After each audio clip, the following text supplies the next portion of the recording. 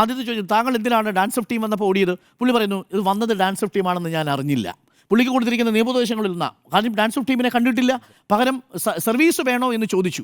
Service വേണോ എന്ന് ചോദിച്ചപ്പോൾ സർവീസ് വേണ്ട എന്ന് പറഞ്ഞ്, ഞാനൊരു സിനിമയുടെ റിഹേഴ്സലായിരുന്നു. ആ സിനിമയുടെ റിഹേഴ്സൽ എനിക്കൊരു കെട്ടിടത്തിൻ്റെ മുകളിൽ നിന്ന് താഴേക്ക് എടുത്തിടാനുണ്ടായിരുന്നു. പെട്ടെന്ന് എനിക്കൊരു ഐഡിയ തോന്നി, അങ്ങനെ ഒരു രംഗം ചിത്രീകരിച്ചാൽ കൊള്ളാമെന്ന്. സ്വാഭാവികമായി ഞാൻ ചിത്രങ്ങളോട് പ്രതികരിക്കുന്ന ആളാണ്. ഇതേ നടൻ പറഞ്ഞൊരു സ്റ്റേറ്റ്മെൻറ്റ് നമ്മുടെ മുന്നിലുണ്ട്. എന്താണെന്നറിയാമോ? ലഹരി ഉപയോഗിക്കുന്ന സീൻ വരുമ്പോൾ കുറച്ച് ലഹരി അടിച്ചില്ലെങ്കിൽ ഒരു ഫീൽ കിട്ടില്ല എന്നാണ് ഈ നടൻ പറഞ്ഞിരിക്കുന്നത്.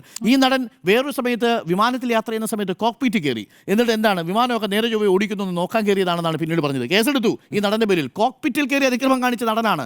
ഈ പറയുന്ന ഓൺലൈൻ അഭിമുഖങ്ങളിൽ ഈ പറയുന്ന സാധാരണ മനുഷ്യരൊന്നും സംസാരിക്കാത്ത രീതിയിൽ സംസാരിക്കുകയും അതാണ് പറഞ്ഞ് ലഹരി ഉപയോഗത്തെ നോർമലൈസ് ചെയ്യുന്ന, പ്രചരിപ്പിക്കുന്ന മട്ടിലുള്ള പെരുമാറ്റമാണ് ഷൈൻ ടോം ചാക്കോ നടത്തിയിരുന്നത് എന്നുള്ളതാണ്. അപ്പോൾ നാളെ വിചിത്രമായ വാദങ്ങളൊക്കെ ഷൈൻ ടോം ചാക്കോയ്ക്ക് പറയാം. എനിക്ക് സിനിമ അഭിനയിക്കുന്നതിൻ്റെ ഭാഗമായിട്ട് ഞാൻ ചെയ്തു, പരാതിയില്ലല്ലോ. PGS വേദാന്തയ്ക്ക് പരാതിയുണ്ടോ?